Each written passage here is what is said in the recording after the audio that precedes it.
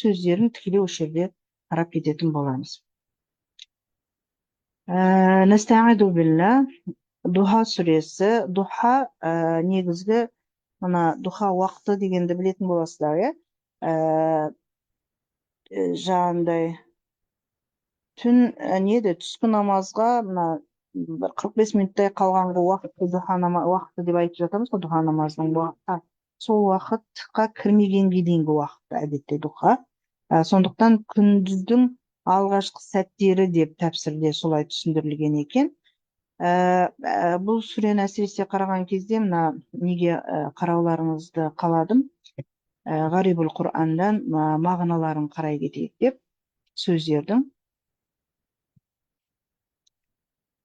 Ғарибул Құран кітаптарында бүкіл аяттарды қарамайды әдетте, біраз мағынасы түсініксіз ау деген сөздерге көбіне түсініктеме береді. Нәстәғиду билла. Уаддуха. Уаддуха қасам. Қасам дегеніміз мына уәміз тағы қасам әрпі болып тұр. Би әуәлин нәһар. Күндіздің ең басына ант ету. Біз сәске уақыты деп аударыппыз. Ау немесе күллеге бүкіл күндізді де қамти береді дейді. Яғни күндіз деп саналатын уақытты түгел қамтиды дейді. Уаддуха. Сәжа деген етістігіміз, мысалы қазіргі заманауи сөздікке қарасақ, мына етістік жоқ. Наоборот, алиф қаимамен келген сәжа есжу деген етістік бар да. Демек, Құран тілінде бар, қазіргі сөздіктерге бұны қоймағанда. Сәжа. Сәжаның екі мағынасын берген. Ғатта әл-кәуна бизалами. Түн бүкіл жаратылысты, яғни нені, айналаны, жаратылысты бизаламиhi өзінің қараңғылығымен басқан. Уассакана және де тынышталған сәтте, тыныққан сәтте дегенді білдіреді деп түсініктеме берген екен. Осыған байланысты тәпсір кітаптарына қараған кездеріңізде де әдетте осыларды ала отырып береді әдетте тәпсір кітаптары.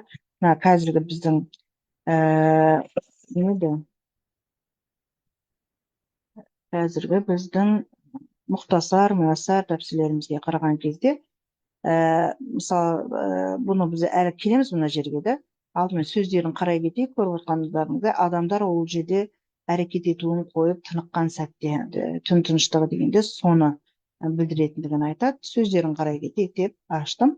Уаддаға тарака, тастамай, тастады. Қала деген етістік, негізі біз күнделікті өмірде біз қаланы көбіне қуыру мақсатында, тамақты қуыру мақсатында аламыз. Сонда етістікті, дәл осы етістік сол мағынада қолданады. Алайда бұл жерде сені жек көрмеді, сенен жиренбеді деген мақсатта түсініктемесін итакта біз тәпсірінен қарайтын боламыз. Яғни саған уахиді жіберуде кешіктіргенімізде дейді. Андама алта алек, саған уахидың келуі кешіккен яда баяулаған кезде Аллаху Тағала сені жек көрмеді, негізі жек көріп яда сені қаламағандықтан тоқтап қалмады уахи деген мағынада ғой. Сөйтіп Ғарибул Құран кітаптарында солай түсініктеме береді.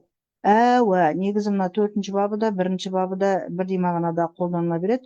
Бір жерден паналау бір жерді дегенді білдіреді.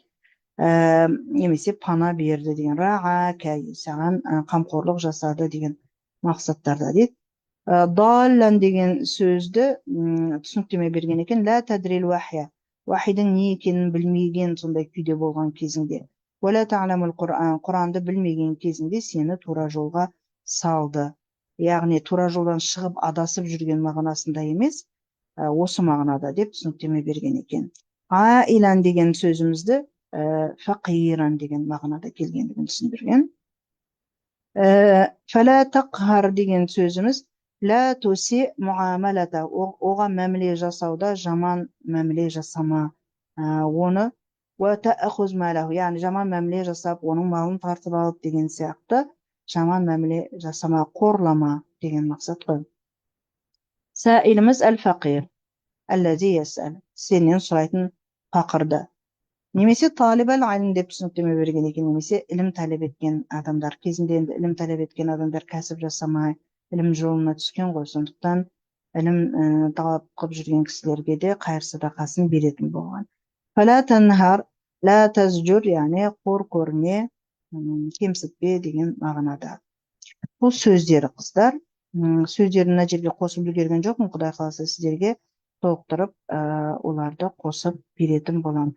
Бірнеше аятты былай копировать етіп астыға түсейік. Ирабымен сөйлемнің өзінің құрылысын түсіндіріп кетеміз, иншалла. Уаддуха уа не мағынаны білдіреді екен?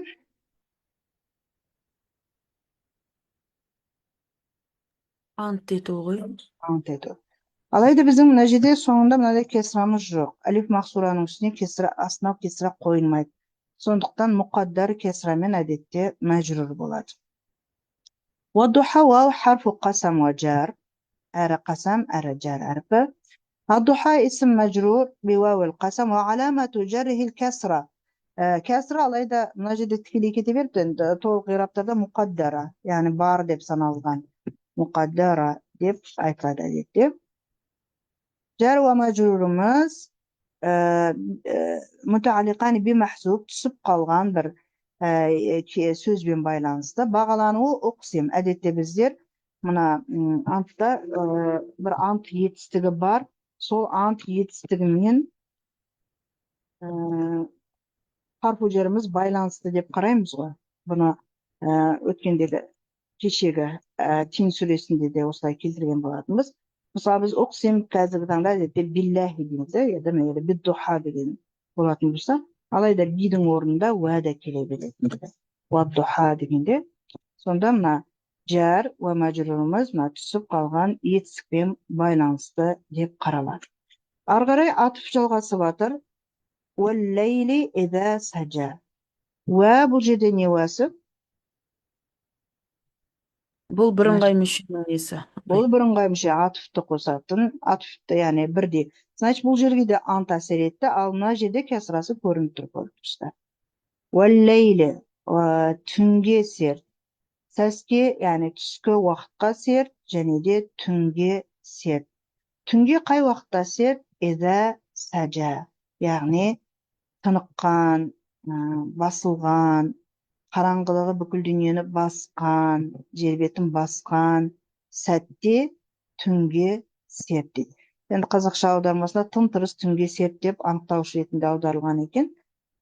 Түн тыныштығы басқан сәтте, түн қараңғылығы басқан сәтте деп айтуымызға да болады бұл жерді. Жаңағы сәжа деген етістігіміз қараңғылықтың басуы әрі тынышталуы.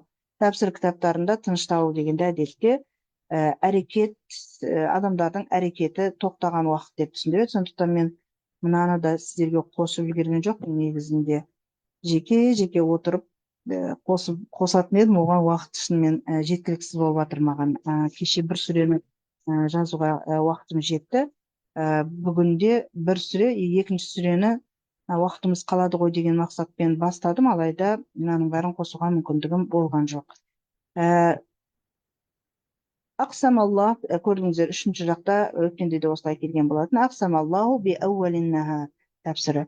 Аллаху Тағала күндіздің алғашқы сәтімен ант етті дейді.